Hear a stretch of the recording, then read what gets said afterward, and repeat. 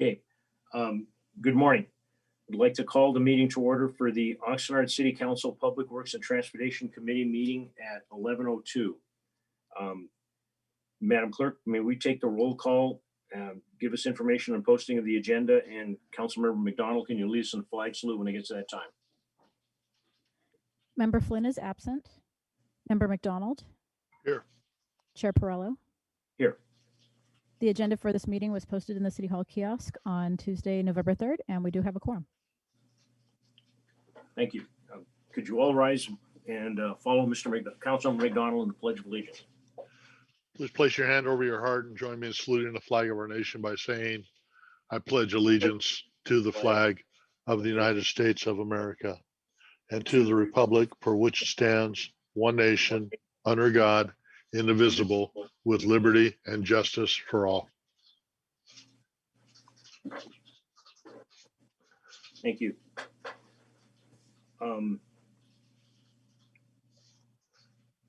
This meeting is held pursuant to the State Emergency Services Act, the Governor's Emergency Declaration, and the Governor's Executive Order N-29-20 to allow members of the City Council or staff to participate via teleconference.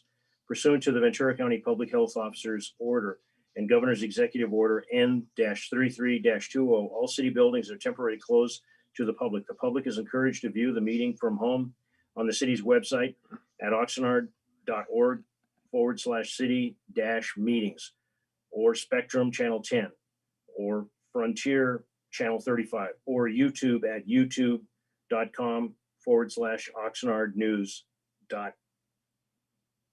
Video recordings are typically available online immediately following the meeting. The public may provide comments to the City Council via email at cityclerk@oxnard.org no later than 8 a.m. on the day of the meeting. Please identify the committee name, meeting date, and agenda item in the email subject line. A telephone option for public comments is also available at this time due to the state of California's quote, stay at home, end quote, order. Requests to speak must be submitted no later than 8 a.m. on the day of the meeting. Use the form on the city's website to submit your request, oxnard.org/city-meetings, or call the city clerk's office at 805-385-7803, or email your request to cityclerk@oxnard.org. At this time, we will go to public comment, and I've been informed by the clerk of the board, Michelle Ascension, that we do have one public speaker, Mr. Larry Stein.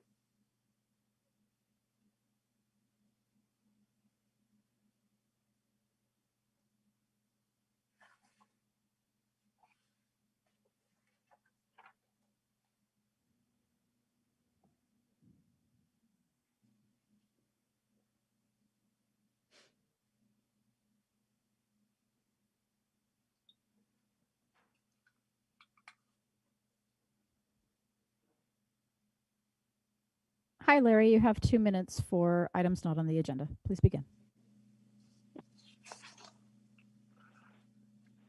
Thank you very much. The issue is so concerned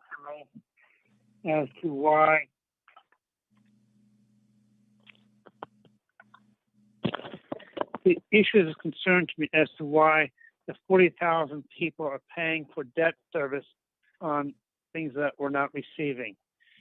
Again, we have bonds that you're issuing for the water, but we're not supplying bonds for our parks. I'm deeply concerned the fact that City Council for 25 years have not provided the financing for our parks. So we seem to by financing going to be subsidized by people who aren't receiving the service.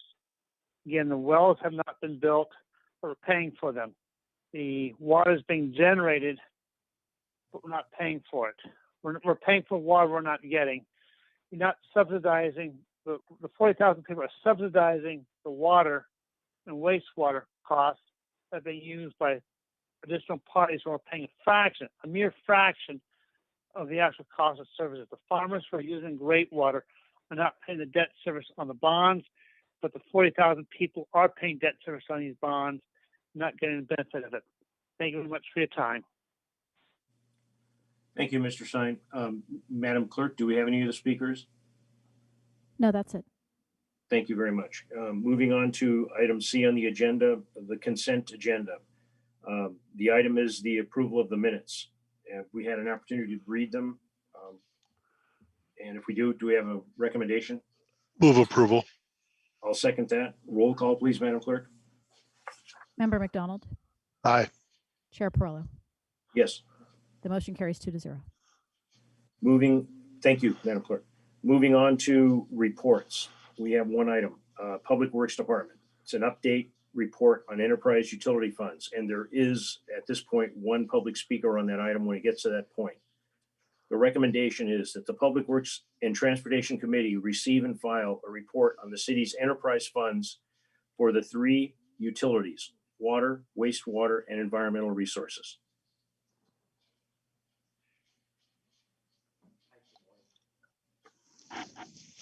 Hi, good morning, Mr. Chair, Good committee morning, members. Mr. My name is Tian. I'm the Assistant Public Works Director.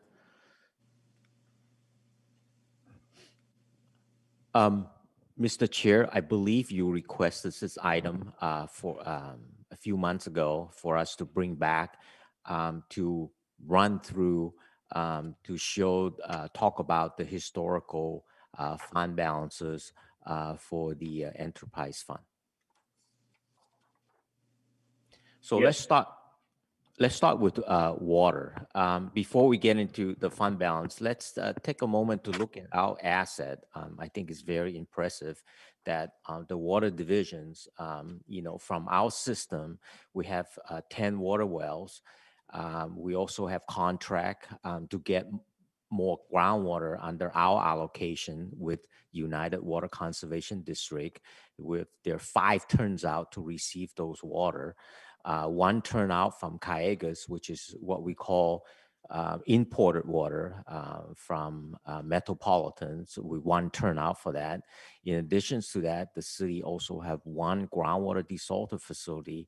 We desalt our own water, 6 blending stations to blend all those combinations of imported water, groundwater, desalted water together, 500 miles of transmission and distribution pipeline, 1 advanced water purification facility. As you all know, that's a recycled water treatment facility, 10 miles of recycled water distribution system, and 1 soon be to be completed, hopefully within a year, aquifer storage and recovery systems. Also talk about what are we working on from a capital improvement project. So the city does have a very active 5-year water program, and this is just some of those, from meter replacement to the treatment system control called SCADA improvement and upgrade, a very aggressive cast iron replacement program. It's about time. And then our internal water system, such as storage expansion, treatment facility, security upgrade, and the other bottom 2 projects, which is the ASR project and Wainimi Road, that we talk about at 9:30 during the Finance Committee meetings. Those 2 projects soon to be moving from the end of design phase to construction phase. So now for fund balance, as you can see here, in 2016 or 15 to 16, the city has a pretty healthy unrestricted fund balance. But then as the years go by, it dipped very significantly and then go back up again and up to 2018 and 19. And this is because in 2017, the city council made a decision to adopt a one-time new water rates, recognizing that from transitioning from fiscal year 2015-16 to 16-17, the fund balance is dipping, and we made that adjustment. So the unrestricted fund balance that we have currently will be used for the upcoming CIP projects. For wastewater, the wastewater, we have a capacity rated at 31.7 million gallons per day of wastewater treatment plant, 415 miles of sewer pipelines and 15 sewer lift stations. The unique part about our wastewater treatment plant is it's a regional facility. So that means in addition to City of Oxnard, we also treat City of Port Hueneme, Channel Islands, the Navy bases, Las Posas Estate, El Rio, Nyland Acres, and some unincorporated Ventura County areas sewer. For the CIP, I think we've gone through this in June, is that currently we have completed our phase 1, what we call the treatment plant emergency repairs project that was done in June. Currently, we're about to just go out the door to advertise for the second phase, which is a much higher construction cost. I think this one could be ranges to 70 to 80 or to $90 million. The first one is only about $7 million. So the last bullet item here on this slide, how do we fund those projects? It looks like we probably can avoid issuing bonds on this based on what we have received so far. Remember, last year we got a $9.5 million a state grant from the state of California. And a few weeks ago, we received $3 million of federal grants for those generators that we can use. And the remaining balance of the cost that we have pre-approved state revolving fund, we can borrow up to $66 to $67 million. Ken, before you lose that slide, can you go back and read the first one there? Because I want the public to understand exactly where we were and how far we've come. Yes, absolutely. So in about 2015 or so, the city initiated a integrated public works master plan. So as part of the master plan of the two utilities, water and wastewater, the expert did a condition assessment.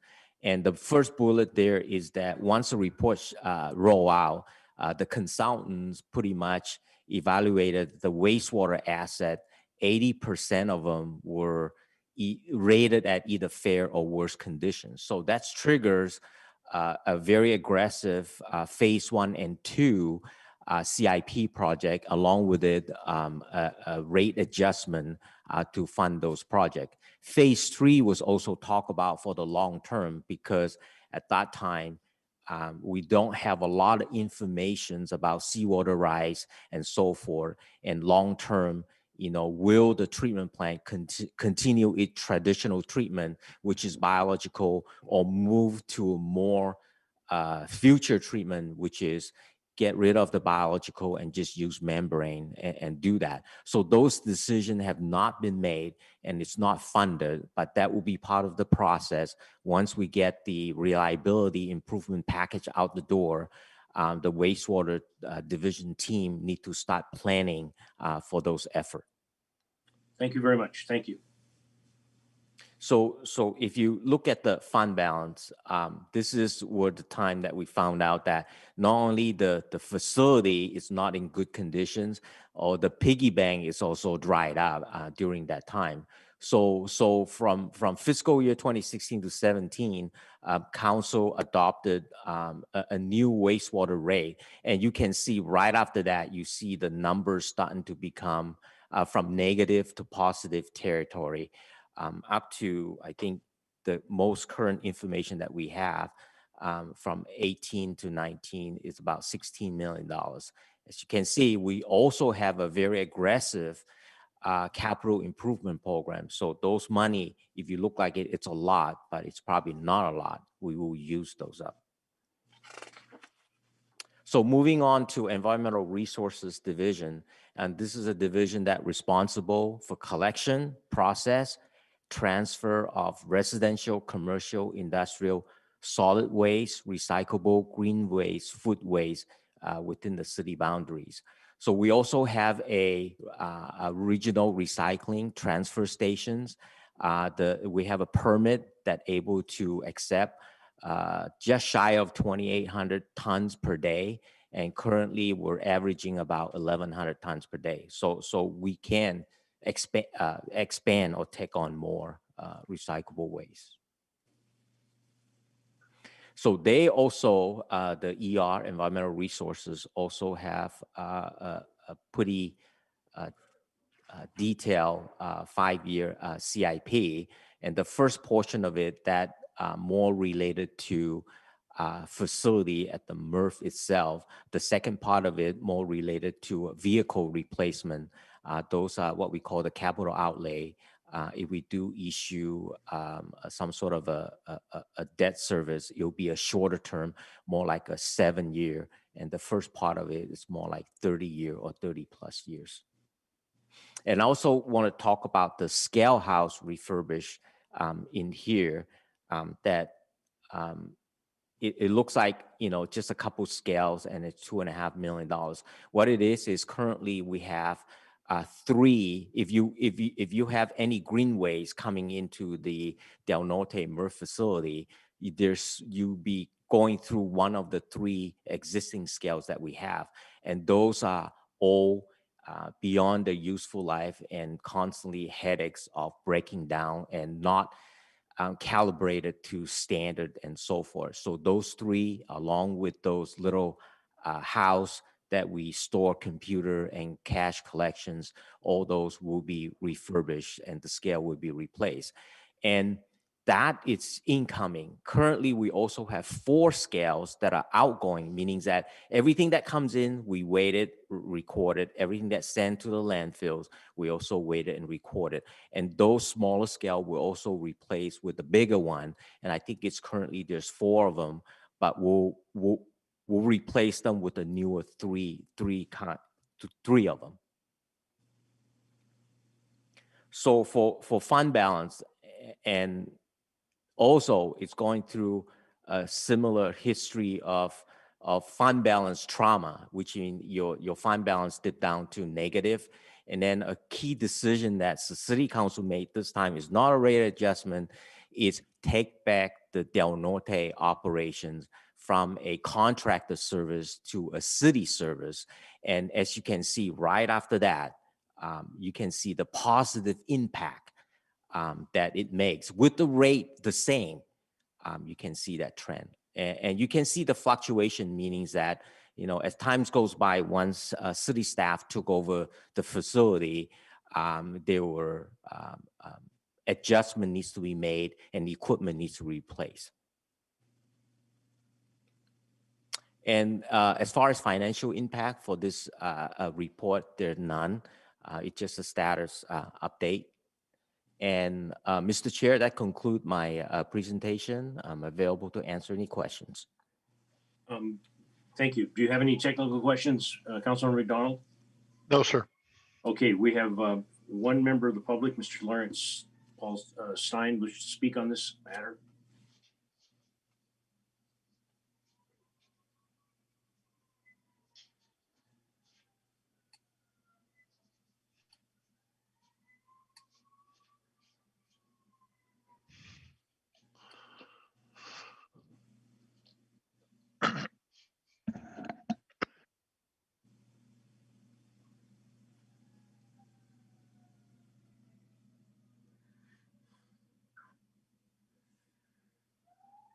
Hi, Larry. 3 minutes. Please begin. Thank you very much for taking my comments. I'm somewhat, again, concerned with the fact that these improvements are taking place, but the funding for these are being misappropriated or allocated. The farmers who are receiving the great water are not paying for debt service on this. The farmers who are receiving great water right now are getting the benefits of this water, but the ratepayers are still being charged for the construction of these costs through the bond. I suspect that the general fund should be paying for these improvements because the ratepayers, the 40,000 plus residential and commercial ratepayers, have been paying for the great water for the last 8 to 10 years and not getting the direct benefit of the water. Proposition 218 indicates that the people are supposed to be getting a direct benefit of the proceeds of the capital improvement project, and the current ratepayers have not received a direct benefit from the benefit of these waters. remove the fact that the ratepayers have not gotten a direct benefit from these projects. The general fund should be paying for the improvements until actual facilities become available. The city has sat on its backside for 8 years and not made the water available to the public. Public's not wait another 8 years for the improvements to take place. The general fund should be paying for these improvements and not the ratepayers who are supposed to be getting the benefits that are not. Thank you much for your time and consideration. Thank you, Mr. Stein. Madam Clerk, do we have any other speakers? No, we don't. Councilman McDonald, if you'll indulge me, please. Mr. Stein, I hope that we can get a couple of answers here so we don't have you ask the same questions again. Mr. Ng, can you please put up the sign that, the slide that indicates how many miles of recycled pipeline we have?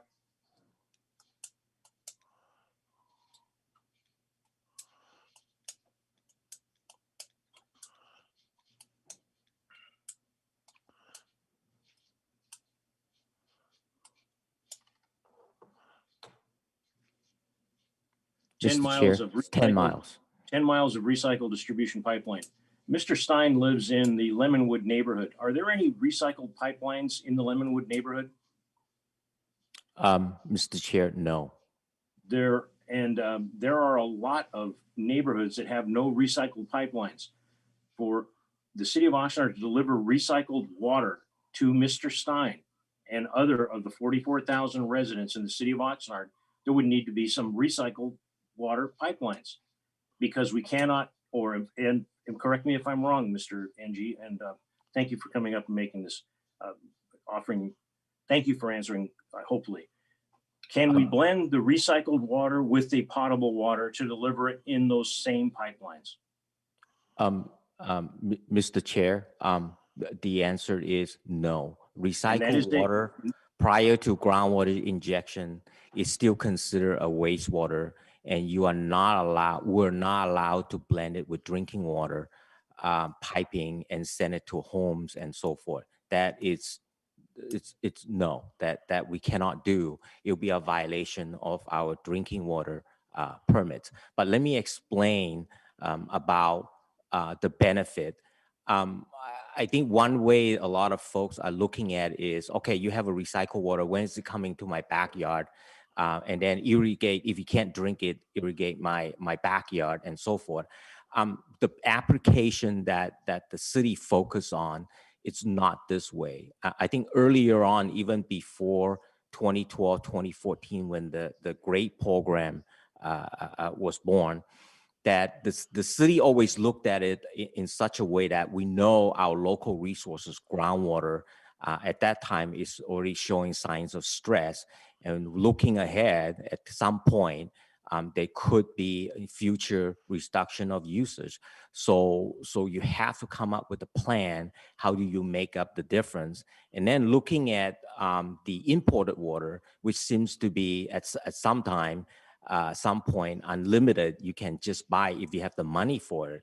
But again, lately during the drought the last few years, there talk about legal challenges in the Delta area where there's going to be potential future restriction intake to save the environment and so forth.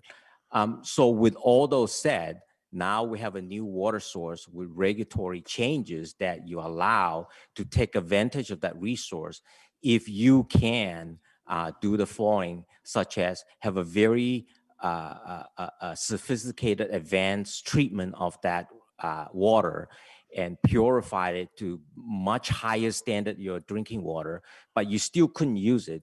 You have to then inject it into the ground, and and then it's permit specific. In Oxnard's case, the one that we just got a few months ago, say that 3.5 months or so, that you got to let it sit there, continue monitoring, and such that after that, you can pump it out and relabel that as groundwater that you can treat. So that is the benefit. So have the city, let's answer the questions, have the city now receive the benefits? The answer is yes, even though those pipeline has not been built, but the city was able to get a lease pipeline from Cayugas and got a temporary permit from the regulatory agencies to sell water and continue to bank in from the customer who purchased our recycled water in our piggy bank. So currently we have about more than 7,000 acre feet of groundwater registered. We haven't used it yet. We know the tough time is about to come, and you want to place it strategically when and how you apply it. So the vision is not so much of every single household backyard has a sprinkler system is powered by recycled water, but it's more like an indirect to keep up with the water demand and water supply that we need to live through the next 20 to 30 years. Mr. Ng, thank you very much. I hope that we take your comments because they're extremely enlightening for me, and I hope Mr. Stein, for the public. And Mr. Stein, I will use an example that I think maybe some may think far-fetched and some may not. But some people have children and some people do not. And some people, when they were children, went through a public education system that some people paid for. And some people that have children pay for a public education system and they send their kids to a private school system. And there's discussions and heated arguments about that. And some people that don't have children also pay for a public education system.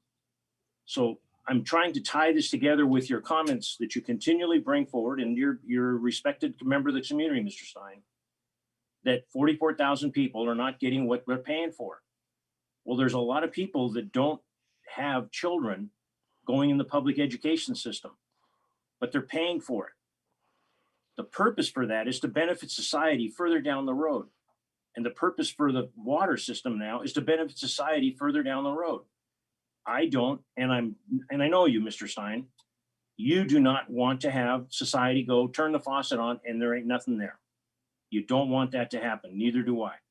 I hope that, and thank you for indulging me, Councilmember McDonald, but I hope this is a little bit of a help, Mr. Stein, because you continually ask the same question and it casts a dispersion on the city like we don't know what the hell we're doing. The city in the past has made mistakes, and in the future there will probably be more mistakes. It's human organism. It's an organism, but they're doing the best they can for the people and the residents in this city. And I got off my soapbox. Thank you. And thank you again, Mr. Tianenji. Thank you. Mr. McDonald, do you have any comments? Just a couple. Go ahead. One, I appreciate you bringing this report forward because I think a lot of people don't realize that Oxnard has been a leader in a lot of water areas. I remember sitting at an Association of Water Agency board meeting, which I sit on behalf of the city, and a council member from a neighboring jurisdiction was raving about, oh, we created a desalter plant. We're going to take the brackish water out and clean it and put it back into the drinking water system. And we're the first city in the county to do this. And we're light years ahead of everybody. And I had to correct that person and say, no, Oxnard's been doing this for as long as I can remember. We have a huge campus over on East 3rd Street where we do the exact same thing. We've been desalting, we've taken the brackish water, cleaning it, and putting it back into the second level aquifer, which is our drinking water. And this person had no idea we've been doing this, and he was taking credit of, oh, my city was the first one to do this. And so it's a matter of getting our information out to the public. The second comment I have is that people need to remember that there's a finite amount of water available in this area, no more. And so while some may say that they're not getting the direct benefit of the AWPF output, I would disagree in that we're taking that water product and sending it to the ag users who can lawfully use it. Prior to that, ag users have been on the same potable water system that we're all on. And when they use water or we use water and it hits a certain level, it's gone. So we're replacing that. And that's making more water available to our local community in terms of, availability without having to ration or buy imported water to replace that. So there is a benefit to this water. The next thing is that this is the whole purpose of the ASR, the Aquifer Storage and Recovery Well that we built at Campus Park. There's also one up by the golf course where because of current regulations, even though this water from the AWPF is probably cleaner and purer than what comes out of the tap, current regulations don't allow us to commingle it. So we put it into an ASR well. It sits there for a certain amount of time. I thought it was 6 months, but it sounds like it might be a shorter amount of time. We test it, bring it back out. We can now classify that as groundwater as opposed to reclaimed water, and that can be commingled. So, and I believe we're going to be hearing at the next council meeting approval to finish the pipeline that is terminated at Campus Park right now to the wells, so we can start putting water into the ASR system, letting it sit, monitor it, pull it back out, and reuse that water. And people need to realize that we were pumping, I don't know how many millions of gallons per day into the ocean, and that water was just disappearing. Now we're able to reclaim that, clean it, recycle it within state guidelines, and reuse that. So I think it's a huge benefit for our community, and that we really should be recognized for being on the forefront on this. So those are just a couple of comments. Thank you, Mr. Chair. Thank you, Mr. McDonald. I believe this is a receive and file. Would that be correct, Mr. City Attorney? Yes. Yeah, thank you. And with that, the only other thing that I can have for the public who has an opportunity and has the interest to read the staff report, these are the enterprise funds. This enterprise fund for the water has a total of 59.5 full-time budgeted employees. And I've asked specifically, are any of these ghosted positions? And the answer is no. If there's a vacant position, there's currently being recruited for it, or someone has just recently retired. 59.5 people take care of the water for close to 250,000 people in this city. On the wastewater side, 74 full-time people. Same thing with the ghosted positions. There's no ghosted positions. The only vacancies, if there are some, are people that's being recruited for or people that have just retired. 74 people take care of the waste, water, and related things with wastewater and sewage for close to 250,000 people. And in the refuse, 185 employees take care of the needs in the refuse area for close to 250,000 people. And with that, I would suggest we receive and file this report. I don't believe we need to make a motion, but if we do, I'll make the motion to receive and file. I don't think you need a motion. You just Okay. order it be done. Okay, thank you, council member. Okay, moving on to the next item would be any items for future agendas. Do you have any suggestions for future agendas, Councilman McDonald? No, I have a couple of requests pending, so I'm just waiting on those. Thank you. Okay, I have none either. Does the city manager or the city attorney have any comments you'd like to make? No, sir. Okay, city attorney? No, sir. Okay, with that, this meeting is adjourned. I wish everyone take a moment to think and thank anybody that served for this nation, men and women, for Veterans Day coming up tomorrow. Thank you very much. This meeting is adjourned. Thank you, Mr. Chair. Thank you.